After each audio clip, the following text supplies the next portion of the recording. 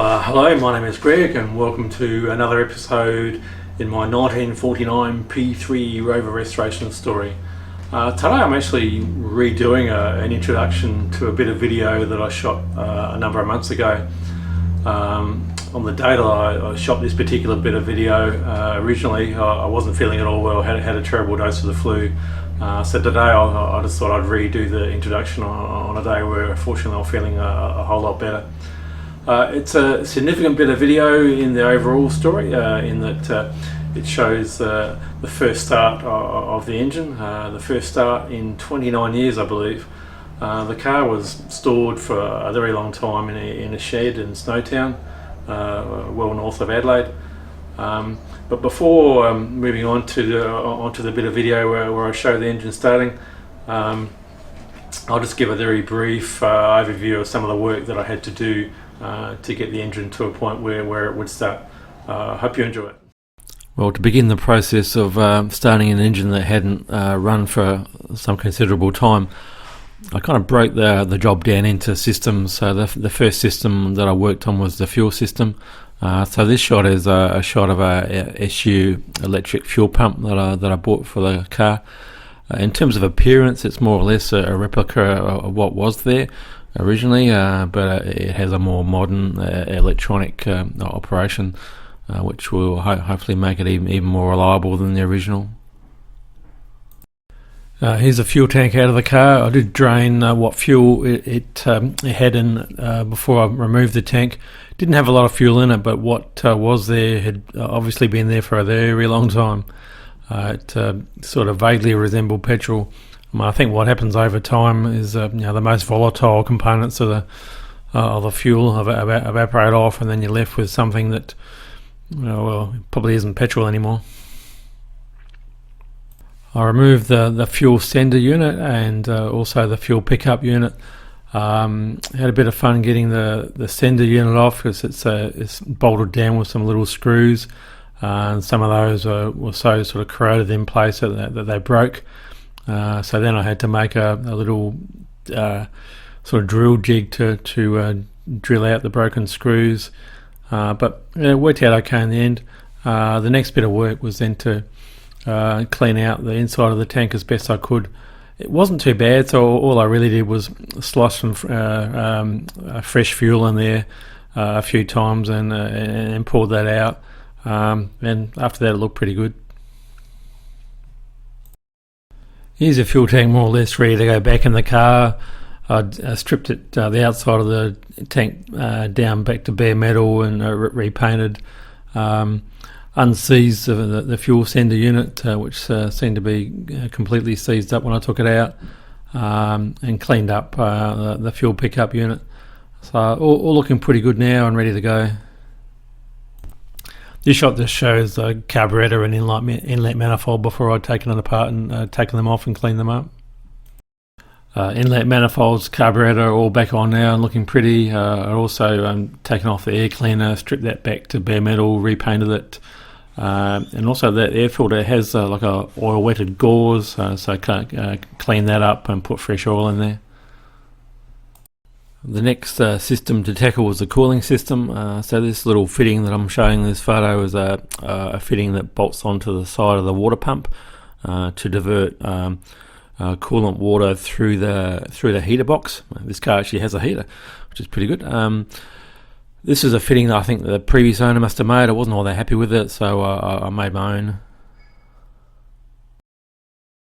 Here is what that fitting should look like. This photo was just taken from a fellow Rover Car Club members, P3. Here's my version of the part that I showed in the previous shot. I basically started off with a solid piece of aluminium bar, drilled that out, cut it into sections, welded it together. After I'd done all that, I found out later on that you can actually buy this as a reproduction part from a supplier in England, but no, to be honest, I'm quite happy I made it myself. Here I'm beginning to turn up what is basically a plumbing fitting, but I'll talk more about that in the next shot. The car has two pipes that take coolant water to and from the heater box. In the case of my car, one of those pipes was missing, and the pipe that I did have was in fairly poor condition. So I decided to make up my own replacements. So here are some of the plumbing fittings that I made, and the pipe just ready for bending. And here I'm just using a pipe bender to begin the process of making those two heater pipes. Finished heater pipes fitted now. Also made a little bracket that holds heater pipes in place, and yeah, all looking pretty good now. Part of the heater system is this rather quaint looking little tap, which I removed, overhauled, and put new seals in.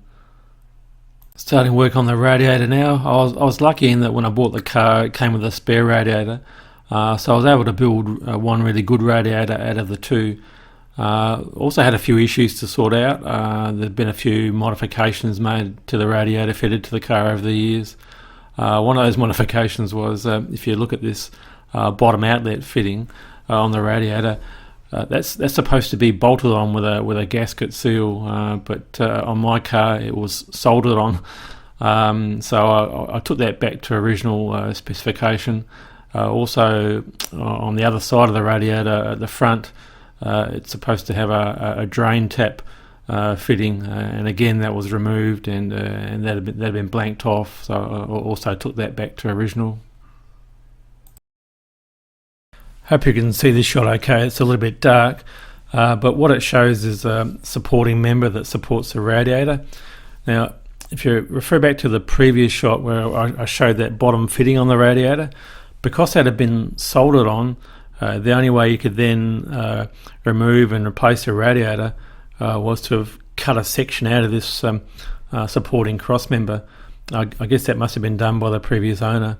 So what I'm beginning to do here is just mark out a bit of steel, which I cut up and then welded in place, just to get this supporting member back to original specifications and back to original strength. This is the water pump off of my car, looking pretty rusty. I'm imagining it would have leaked like a sieve. I did consider overhauling it, but then in the end I did a bit of research and found that the water pump part number for a P3 Rover was the same part number as a Series 1 Land Rover. Now, because there's a lot of interest in restoring Series 1 Land Rovers, there are quite a number of reproduction parts around, so I was able to obtain a reproduction water pump for a Series 1 Land Rover, and it fitted and worked just fine. On this shot at the front of the engine you can see the reproduction water pump that I fitted. I'd also done some other work. I made a little tool to help sort of jack up the front of the engine so that I could get the harmonic balancer off. I removed that, just cleaned it up, repainted it. Also removed the front timing cover, cleaned that up, put a new oil seal in it, made a new gasket for it. This shot just shows the front of the engine with the water pump on, the fan on, the harmonic balancer back on. By this stage I'd also reconditioned the generator and put that back in. You can also see the inlet manifolds here and the carburetor to some extent. I took the carburetor off and had that overhauled by a carburetor specialist. I took the inlet manifolds apart, cleaned them up, made my own gaskets and put everything back together. This shot just shows a support that supports that cross member, which in turn supports the radiator. I did quite a bit of work on this as well, so I cleaned that up, repainted it, and it had like a sort of makeshift piece of sort of rubber underneath it. So again, I took everything back to original specification as best I could. This shot shows the two sort of brass plates on the side of the motor, referred to as water jackets, I think. What you're seeing here now is the polished up version that I put back in place after I'd done a bit of work.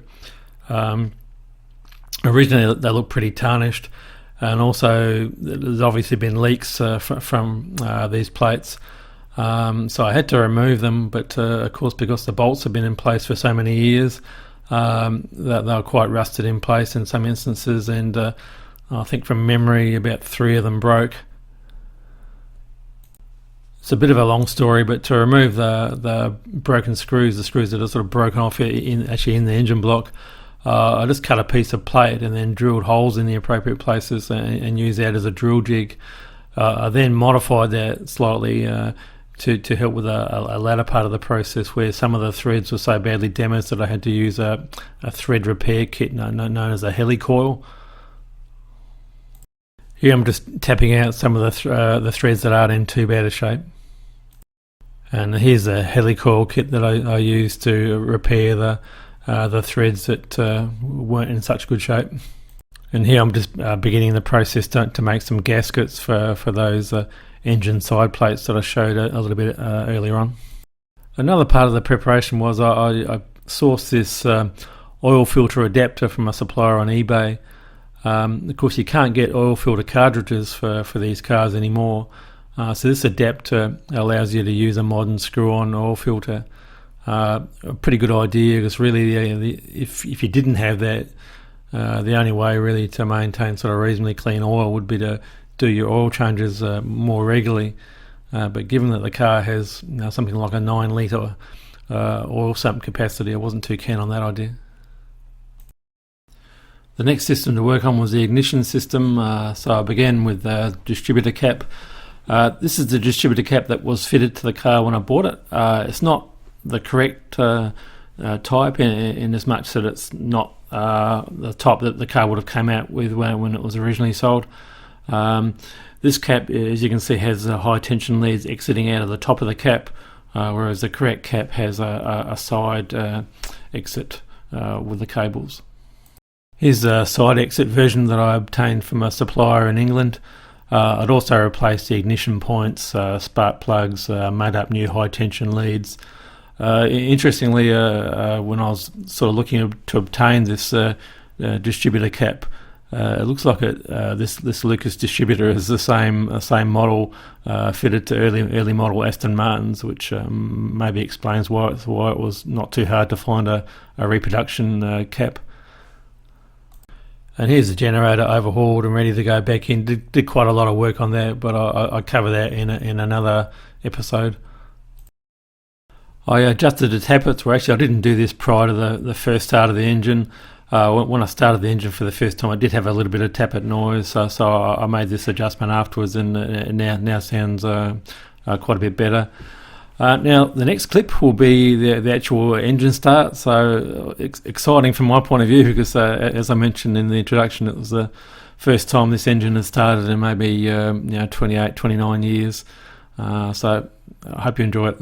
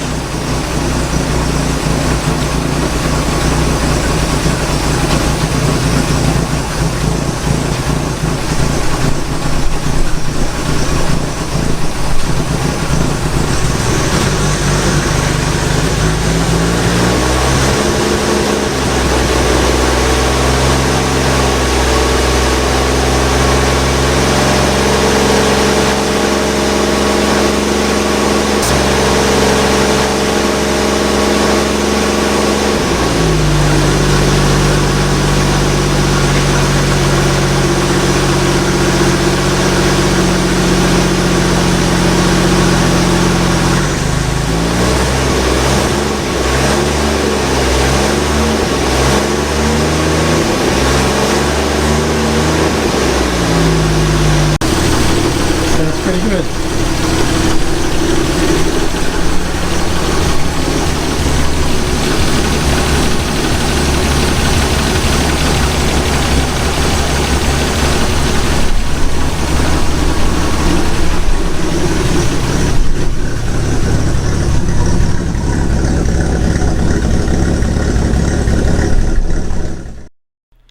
Well, that's it for this episode. I hope you enjoyed it.